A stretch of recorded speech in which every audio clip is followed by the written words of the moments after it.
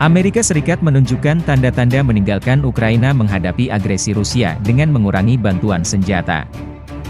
AS kemungkinan tak akan mengirim bantuan lagi secara jor-joran ke Ukraina usai DPR menyepakati rancangan undang-undang untuk pendanaan sementara pemerintah 45 hari ke depan pada Minggu 1 Oktober.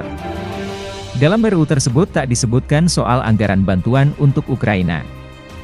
Ketua DPR dari Republik, Kevin McCarthy, disebut akan mengajukan bantuan RUU bantuan Ukraina secara terpisah dalam pemungutan suara pekan depan.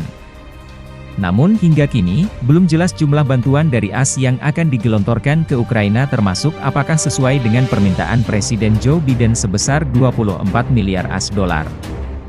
Perjuangan Ukraina untuk bertahan dan mengalahkan Rusia menjadi politis di internal AS. Bantuan mereka untuk negara yang diinvasi negeri beruang merah juga dalam bahaya. Sejumlah pihak, terutama anggota DPR dari fraksi Republik terus mempertanyakan jumlah bantuan negeri Paman Sam ke Ukraina. Selain itu, ada upaya penggulingan McCarthy dari anggota DPR, Matt Gaetz. Gaetz salah satu sosok yang menentang bantuan lebih lanjut untuk Ukraina. Jika bertahan hingga pekan depan, McCarthy akan berusaha bantuan itu terus mengalir untuk Ukraina. Salah satunya dengan mempertahankan pendanaan untuk menghentikan imigran melintasi perbatasan Meksiko. Pendanaan itu merupakan tuntutan utama Partai Republik. Saya akan memastikan bahwa senjata-senjata tersebut disediakan untuk Ukraina.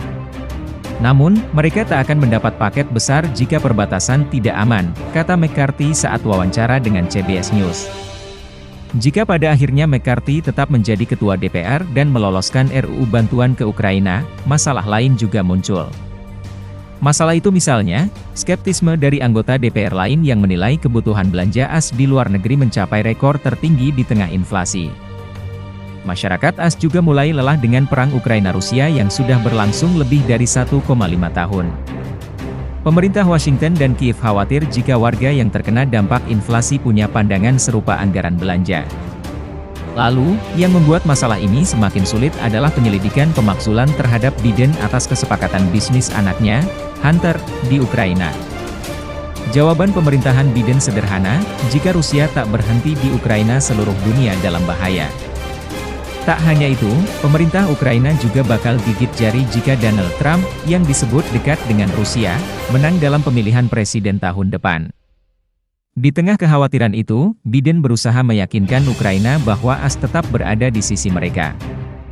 Saya ingin meyakinkan sekutu Amerika kami, rakyat Amerika, dan rakyat di Ukraina bahwa Anda bisa mengandalkan dukungan kami. Kami tak akan pergi begitu saja, kata Biden, dikutip dari AFP.